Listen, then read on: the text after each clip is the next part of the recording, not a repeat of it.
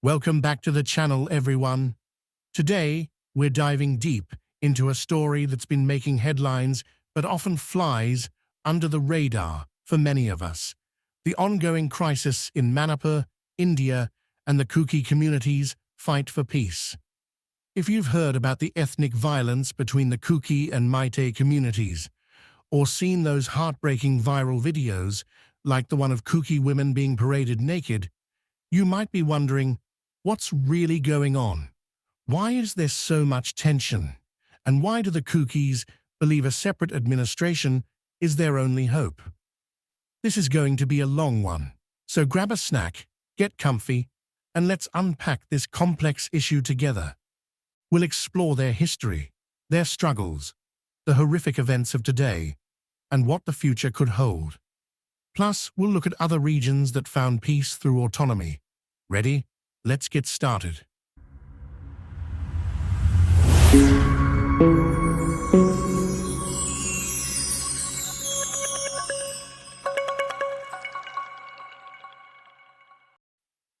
First things first. Who are the Kuki people?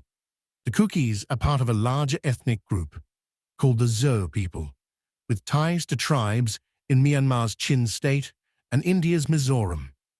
They're not a single tribe, but a collection of clans, like the Thadu, Pait, and Ma, spread across northeast India, especially in Manipur's hill districts.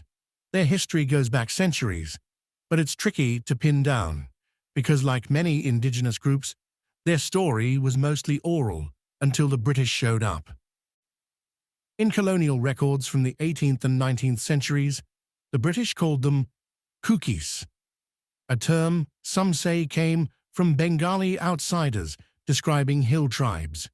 They lived in the rugged hills of what's now Manipur, Mizoram, and Assam, practicing shifting agriculture, think slash-and-burn farming. By the 1881 census, there were about 30,000 to 40,000 Kukis and Nagas in Manipur, split into old Kukis, who'd been there forever, and new Kukis, who migrated from places like the Lushai Hills in the early 1800s. But here's where it gets messy. When the British took over Manipur after the Anglo-Manipur War in 1891, they lumped everyone under one administration. Before that, the Kukis and the valley-dwelling meiteis, Manipur's majority community, mostly coexisted peacefully, helping each other against common foes. The Kuki chiefs even aided meitei kings in battles. But colonial borders and policies sowed the seeds of division, setting the stage for today's conflicts. One big moment in Kuki history was the Anglo-Kuki War of 1917 to 1919. When the British demanded Kuki men fight in World War I, the chiefs said, "No way."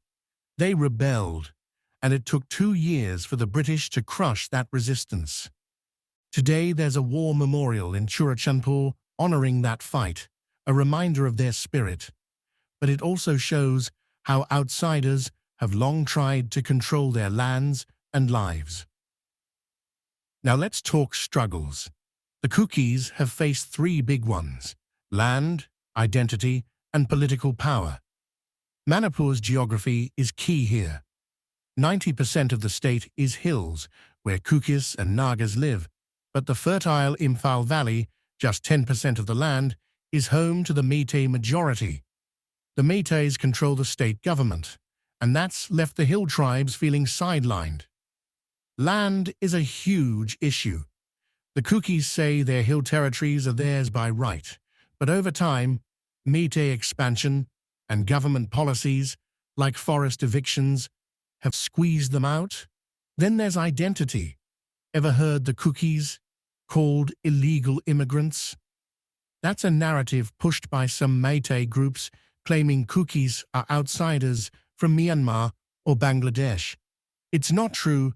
Most Kukis have been in Manipur for generations, but it's stuck, fueling stigma.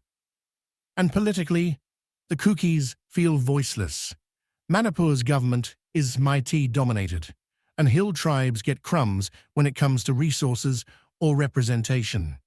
Add to that false accusations, like linking them to drug traffickings in the state's war on drugs, and you've got a community that's been scapegoated for bigger problems.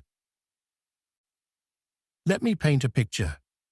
Imagine you're living in a place where your neighbors call you a foreigner. The government takes your land, and you've got no say in how things are run. That's been the Kuki reality for decades, and it's why, since the 1980s, groups like the Kuki National Organization started pushing for Kuki land, a homeland to protect their rights. Fast forward to May 2023, and everything explodes. Ethnic violence breaks out between the Kukis and meiteis, sparked by a meitei push for scheduled tribe status, which would let them buy land in the hills. The Kukis saw it as a threat, protested, and things spiraled. Over 250 people have died, 60,000 are displaced, and villages are ashes.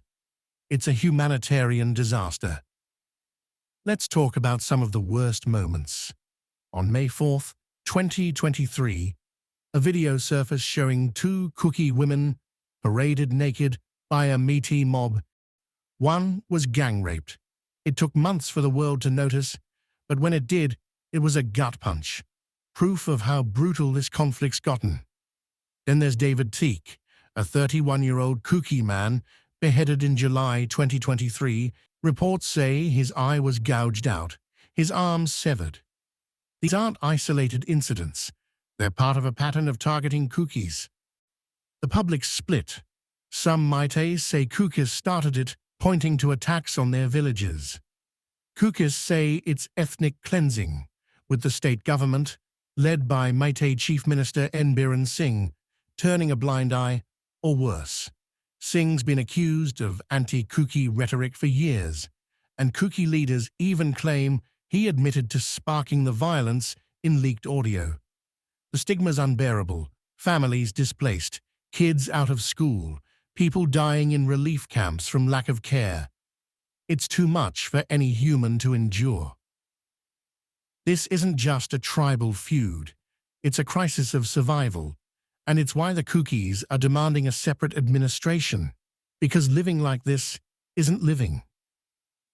So why do the Kukis think separate administration is the only way? It's about control over their land, their culture, their future. Here's their logic. A separate setup would protect their land rights, stopping meitei encroachment. It'd give them political power to make decisions, not just beg for scraps. And it'd let them develop, think schools, hospitals, jobs, without interference. They point to history.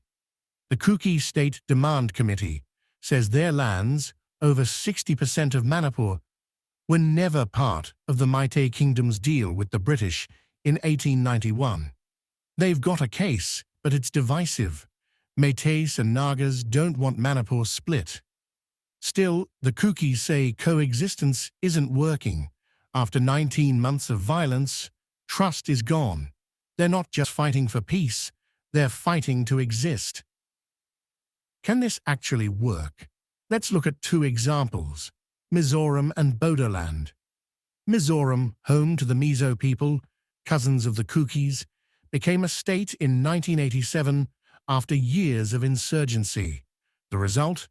Peace, a 91% literacy rate by 2011, and growth in agriculture and tourism. Healthcare's improved too, with schemes like the Mizoram Health Insurance. It's not perfect, but it's a success story. Then there's Bodoland in Assam. In 2003, the Bodo people got a territorial council under the 6th schedule.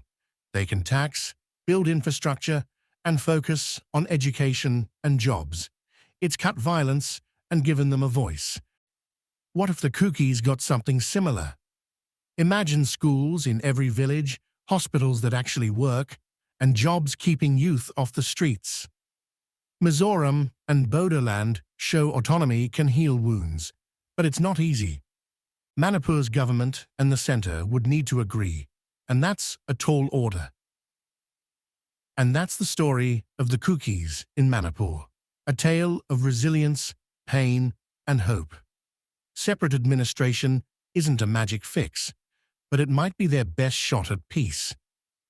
What do you think? Could this work, or is there another way? Drop your thoughts in the comments. I read every one. Also, what should we cover next?